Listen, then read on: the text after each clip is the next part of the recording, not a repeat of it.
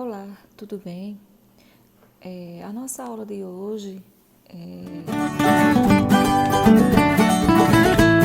Organização Social e Religiosa, na página 26. E é interessante que vocês peguem o livro para que façam uma leitura e compreendam melhor o texto. Na última aula de História, nós estudamos as novas formas de organização. E fazendo só uma volta ao que nós estudamos, nós vimos que as novas formas de organização social das cidades, que surgiram a partir dos clãs, ou seja, os clãs foram se tornando grandes tribos, e essas grandes tribos se tornaram cidades, e assim surgiram a organização social. Naquele período, a organização social estava ligada à religiosidade. Ela não era desvinculada da organização social. Então, quem exercia a função de governar a cidade também tinha a função religiosa. Na Mesopotâmia, inicialmente os povos adoravam divindades, como os fenômenos da natureza, fenômenos naturais, como a lua, o sol, e mais tarde eles começaram a passar essa divindade na forma humana. Então eles começaram a achar que os seus governantes eram a ligação com o divino. E dessa forma, esses povos começaram a atribuir a seus governantes a função de governar a cidade. E além de governar a cidade, ao mesmo tempo, eles tinham que fazer essa ligação com o divino. Essa religiosidade e como ficou essa organização social e religiosa. Então, pois bem, hoje nós vamos dar continuidade com essa organização social e religiosa,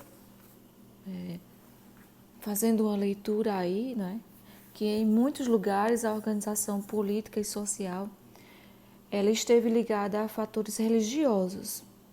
Então, diversos núcleos urbanos se estabeleceram como centros cerimoniais e em várias sociedades antigas. Os poderes políticos e religiosos estavam ligados. Então, os centros cerimoniais eram lugares em que se cultuavam figuras religiosas, importantes para cada cultura, e onde eram feitas oferendas às divindades, para comemorar e agradecer pela boa caça ou por uma colheita farta.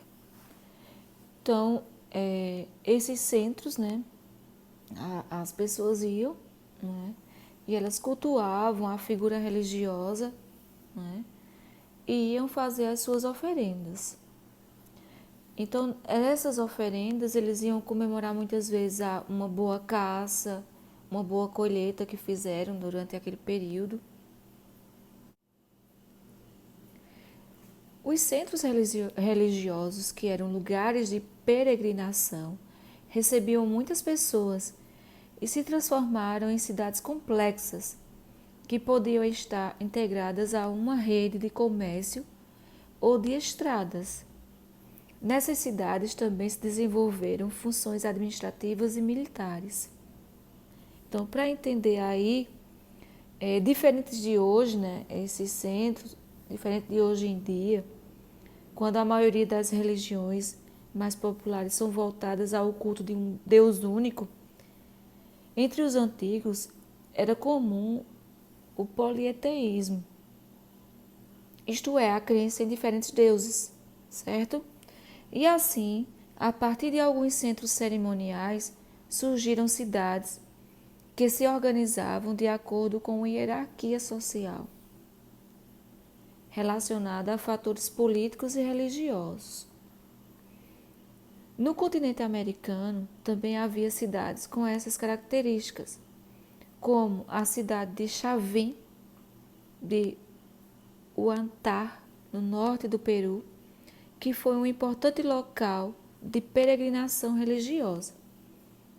Então, as pessoas faziam peregrinações, né, nesses lugares, e esses lugares recebiam muitas pessoas, né?